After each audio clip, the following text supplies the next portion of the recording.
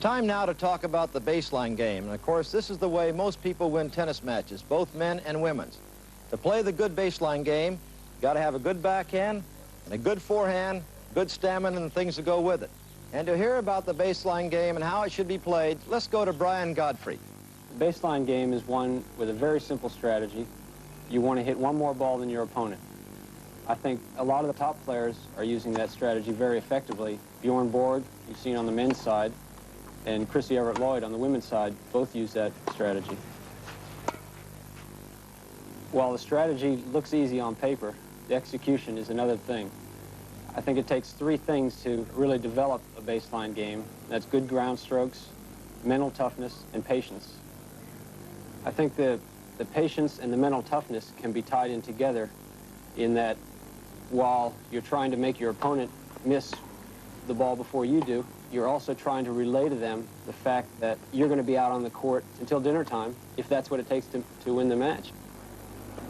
Keeping the ball in play, you're not going to try to hit the ball 1 foot inside the baseline. You're going to try for a little more margin of error, good clearance, maybe 5 feet inside the sidelines, and that's what's going to keep the ball going longer for you and allow you to stay in those matches. There's a variety of things out on the court that I'm trying to do. It's not just playing steady, it's not just pushing the ball back. The court's pretty wide and it's got a lot of area, and I'm trying to use every bit of it. Maintain good court position. I think after the serve, instead of just looking at it and making sure it goes in, it'd be a good idea to get back into the position behind the baseline so your opponent can't just put the ball at your feet. Also, after the ground strokes, getting back to the center of the court, again, not admiring the good shot you've just hit, or waiting for your opponent to hit it back and being ready for it. Also during the rally, you might try a few change of pace shots to throw your opponent off. That can be done either with a high looping ball, a little higher than your normal ground stroke, or you might hit a shot short and wide, which is not quite as safe, but again, if you're changing the pace, that's a good one.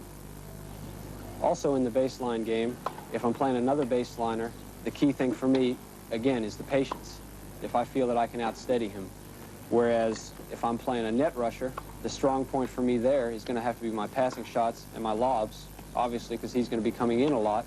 I'm going to have to rely on those things. Sometimes you might have trouble. Late in the third set, you might realize that, hey, this guy's in better shape than I thought he was. You know, this baseline game isn't going to be the one that beats him. That's where plan 2 comes in. I think the drop shot then becomes very effective. You bring him off the baseline, someplace where he doesn't want to be. You also can change up again by using the high floating ball and then you sneaking in behind it and maybe catching your opponent by surprise. You know, most matches are lost, not won. If you make more errors, you're in big trouble out there.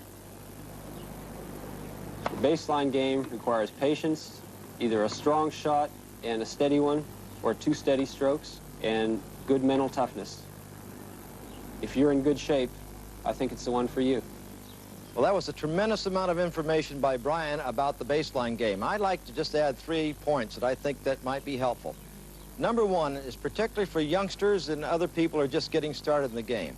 Start off with the ground strokes. A good solid forehand and a backhand are most important because you can always end up being an aggressive player if you've got those good ground strokes to follow into the net. Number 2, I've noticed through the years that the best ladies tennis players, the ones that win the big tournament, have been predominantly ground strokers. Number 3, I have to say that if you have great ground stroke control that gets you depth, I think that you can play a better game of tennis than just a baseliner or a serve and volley player. And I like to use an example, a fellow known as Don Budge, who had such control and speed from the backcourt that after you hit 3 or 4 balls to him, you're usually in the grandstand watching the tennis. So practice your ground strokes. Baseline tennis makes you a winner.